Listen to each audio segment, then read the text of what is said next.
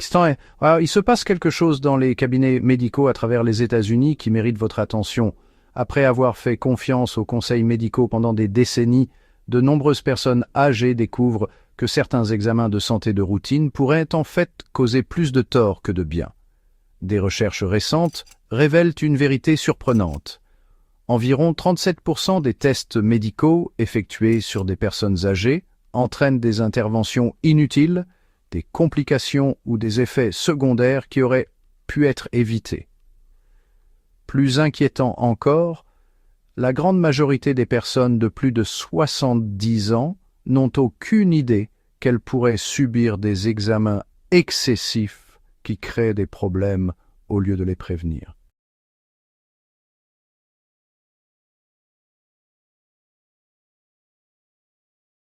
Ce qui rend cette situation particulièrement préoccupante, c'est qu'un type spécifique de dépistage médical, dont nous parlerons en détail, a été associé à 5% de tous les cas de cancer aux États-Unis. Cela signifie qu'un test destiné à détecter le cancer pourrait en fait le provoquer à un taux comparable à celui de la consommation quotidienne d'alcool. Pourtant, cette information parvient rarement aux patients lors des consultations de routine, laissant les personnes âgées vulnérables à des interventions médicales bien intentionnées, mais potentiellement dangereuses.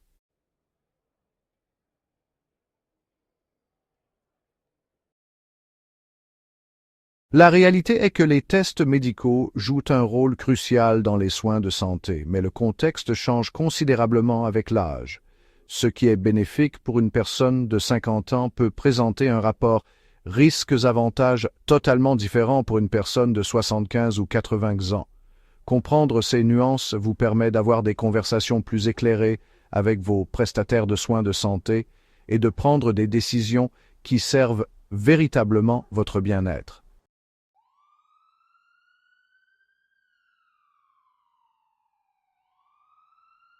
Aujourd'hui, nous examinons 5 examens médicaux courants qui méritent une attention particulière, étayés par des recherches, évaluées par des pairs et des expériences réelles de patients.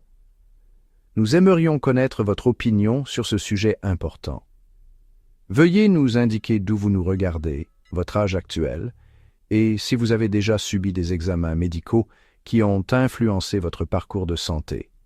Notre communauté se nourrit du partage des connaissances, et nous nous engageons à répondre à chaque commentaire en vous offrant des informations personnalisées en fonction de votre situation particulière.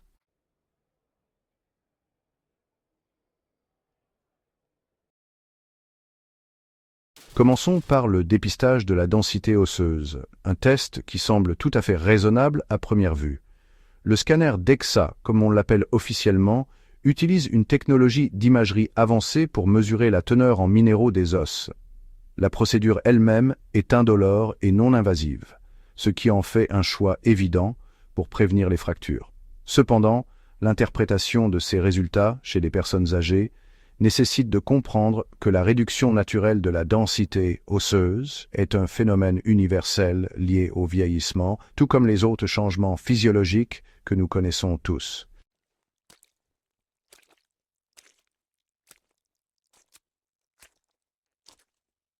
La difficulté survient lorsque les valeurs de référence standard signalent ces variations normales liées à l'âge comme préoccupantes, en particulier chez les femmes de plus de 70 ans. Cela conduit souvent à la prescription de bisphosphonates, des médicaments qui comportent eux-mêmes un certain nombre de considérations importantes.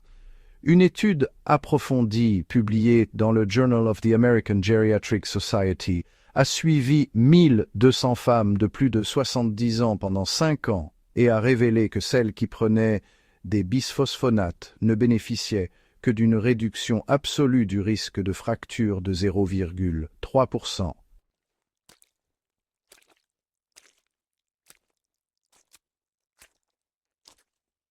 Prenons l'exemple de Rose, une professeure de piano de 76 ans qui menait une vie active, marchait tous les jours et n'avait jamais fait de chute. Lors d'un examen de routine, son médecin lui a suggéré de passer une ostéodensitométrie dans le cadre d'un dépistage standard. Les résultats ont révélé une ostéopénie légère, qui n'est même pas une ostéoporose clinique, mais plutôt un état intermédiaire entre une densité normale et l'ostéoporose. Malgré son excellent état fonctionnel et l'absence de facteurs de risque, son médecin lui a immédiatement prescrit de l'alendronate, un bisphosphonate couramment utilisé.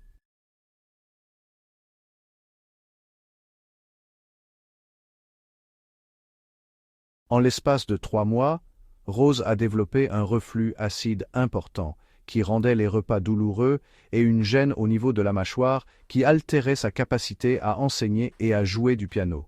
Le médicament destiné à protéger ses os détruisait sa qualité de vie. Lorsqu'elle a demandé un deuxième avis, une approche différente a été proposée. En collaboration avec sa nouvelle équipe de soins, Rose a arrêté le médicament et s'est concentrée sur des interventions fondées sur des preuves, notamment l'optimisation de son taux de vitamine D grâce à une supplémentation appropriée, la mise en place d'exercices de résistance ciblés à l'aide de bandes élastiques et de poids légers, et l'apport d'un calcium alimentaire suffisant grâce à des aliments complets tels que les sardines, les légumes verts à feuilles et les alternatives enrichies.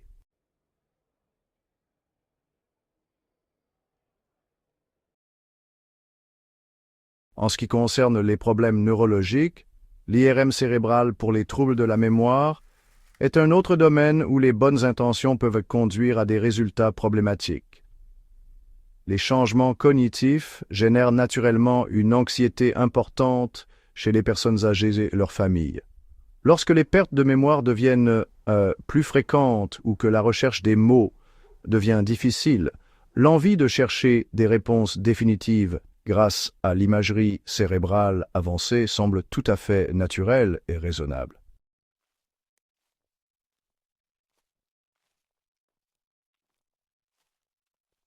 Cependant, les résultats de l'IRM chez les personnes âgées créent souvent plus de confusion et d'inquiétude que de clarté. Le vieillissement normal entraîne des changements visibles sur les IRM cérébrales, notamment une légère réduction du volume et des altérations de la substance blanche qui apparaissent sous forme de petites taches ou de zones d'intensité différentes. Ces résultats, bien que tout à fait courants et prévisibles, peuvent sembler extrêmement alarmants lorsqu'ils sont décrits dans des rapports radiologiques techniques.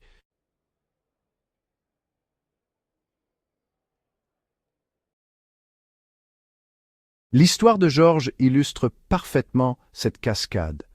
À 74 ans, cet ingénieur à la retraite a remarqué une augmentation de ses troubles de la mémoire, égarant parfois des objets ou ayant du mal à se souvenir du nom de ses connaissances.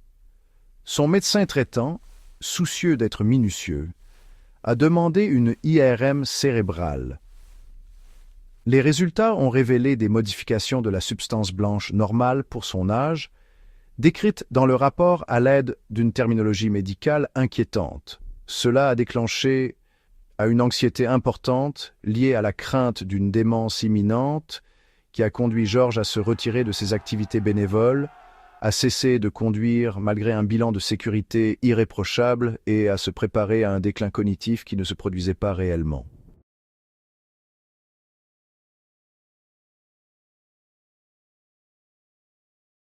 Lorsque des tests cognitifs complets ont finalement été effectués à l'aide d'outils d'évaluation validés, les performances de George se sont révélées tout à fait normales pour son âge. L'équipe a travaillé avec lui sur des stratégies de soutien cognitif fondées sur des preuves, notamment l'optimisation de la qualité du sommeil grâce à des horaires réguliers et à des modifications de l'environnement, le maintien de l'engagement social par le biais d'activités communautaires, la mise en place d'activités mentales structurées telles que des puzzles et l'apprentissage de nouvelles compétences, la prise en charge de son anxiété par le biais de consultations et de techniques de réduction du stress et la gestion appropriée des facteurs de risque cardiovasculaires pouvant avoir un impact sur la santé cérébrale.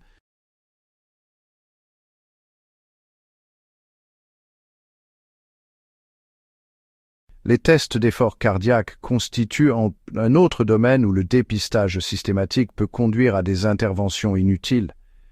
La santé cardiovasculaire reste d'une importance cruciale pour les personnes âgées, mais l'approche du dépistage nécessite une réflexion approfondie sur la situation individuelle. Les tests d'effort, qu'ils soient réalisés à l'aide d'un tapis roulant ou de médicaments simulant les effets de l'exercice, visent à identifier les maladies coronariennes en surveillant la fonction cardiaque sous effort.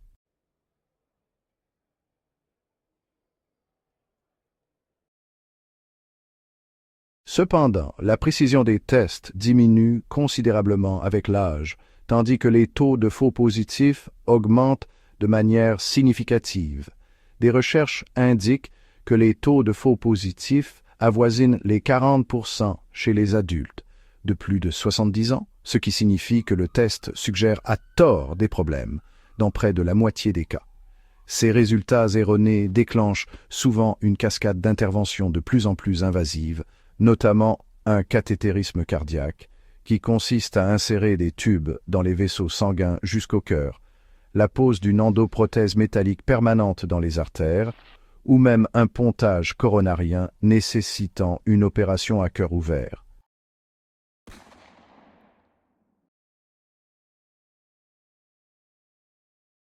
Au cours de cette procédure invasive, les médecins ont constaté un léger rétrécissement d'une artère et ont décidé de poser un stent, estimant qu'il valait mieux traiter que laisser faire.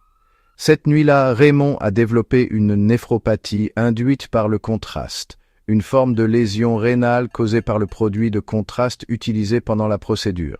Cette complication a nécessité 6 jours d'hospitalisation, une surveillance attentive de la fonction rénale et plusieurs semaines de convalescence à domicile.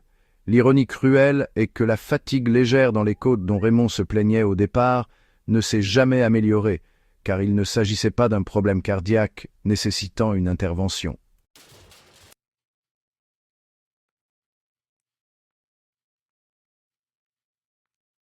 Le dépistage par coloscopie après 75 ans soulève des questions particulièrement complexes dont de nombreuses personnes âgées ne sont pas pleinement informées. Si le dépistage du cancer colorectal a sauvé d'innombrables vies grâce à un diagnostic précoce, le rapport bénéfice-risque évolue considérablement avec l'âge. La procédure elle-même devient plus risquée tandis que les bénéfices potentiels diminuent, ce qui fait que, parfois, le dépistage peut causer plus de tort que de bien.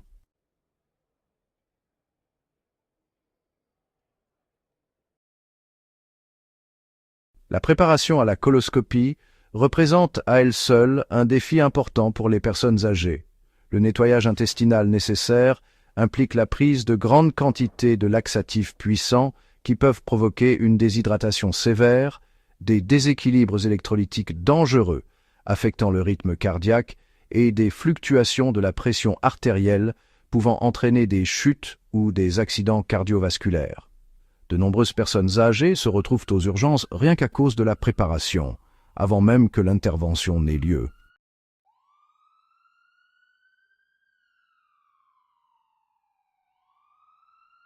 Le cas de Dana illustre parfaitement ces préoccupations. Cette grand-mère de 73 ans, pleine de vie, tenait une boulangerie prospère avec sa fille et se levait tous les jours à 4 heures du matin pour préparer du pain et des viennoiseries frais. Elle ne présentait aucun symptôme, n'avait aucun antécédent familial de cancer colorectal et avait déjà subi 2 coloscopies qui n'avaient révélé aucune anomalie.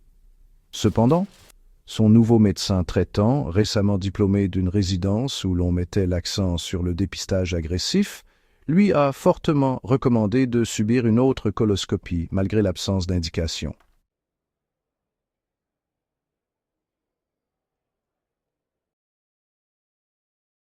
Au cours de l'intervention, les médecins ont retiré un petit polype, pas plus gros qu'une graine de sésame. Le soir même, Dana a développé une douleur abdominale intense qui l'a pliée en 2. Lorsque sa fille l'a conduite aux urgences, l'imagerie a révélé une perforation intestinale causée par la coloscopie. Cette complication potentiellement mortelle a nécessité une intervention chirurgicale d'urgence, 9 jours d'hospitalisation, dont une période en soins intensifs et une convalescence prolongée qui l'a éloigné de la boulangerie pendant 2 mois.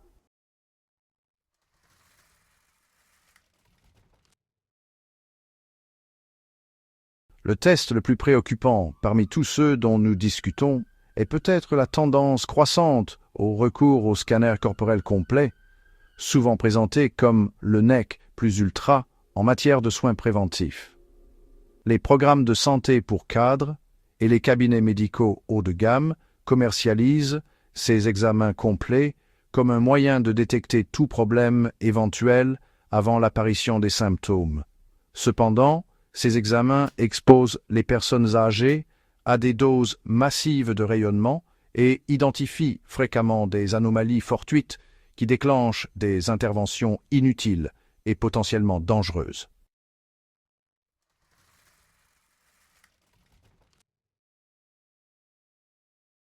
Chaque scanner complet du corps délivre entre 10 et 20 millisieverts de rayonnement ionisant, soit l'équivalent d'environ 500 radiographies thoraciques. Cette exposition au rayonnement endommage l'ADN et peut déclencher des mutations conduisant au développement d'un cancer des années plus tard. Une analyse choquante publiée dans JAMA Internal Medicine en 2023 suggère que l'augmentation spectaculaire du nombre de tomodensitométrie aux États-Unis pourrait désormais contribuer à 5% de tous les cas de cancer au niveau national, plaçant l'imagerie médicale au même niveau que la consommation quotidienne d'alcool en tant que facteur de risque de cancer.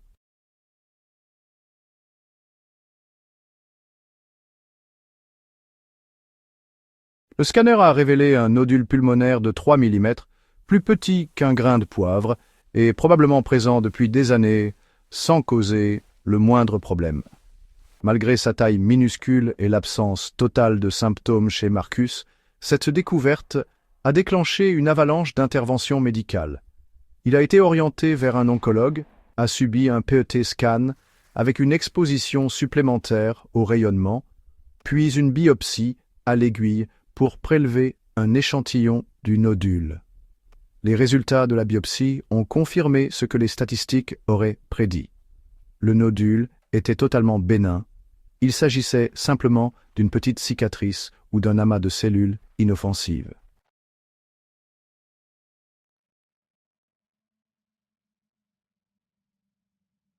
Pour prendre des décisions éclairées en matière de santé après 70 ans, il faut comprendre que plus de soins médicaux ne signifie pas automatiquement de meilleurs résultats pour la santé.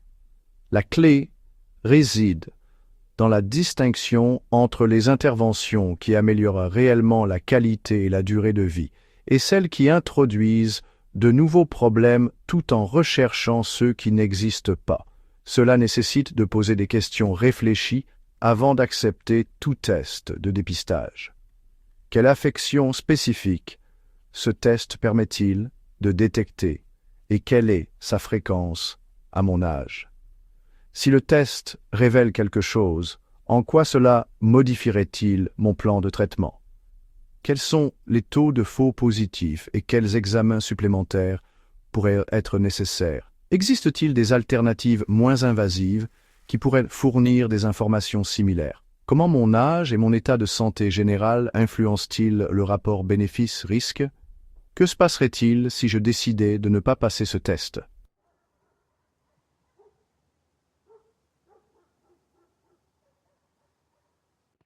Les systèmes de santé privilégient parfois le volume des tests plutôt que les résultats pour les patients en raison d'incitations financières, de pratiques médicales défensives et de protocoles institutionnels qui ne tiennent pas compte des circonstances individuelles.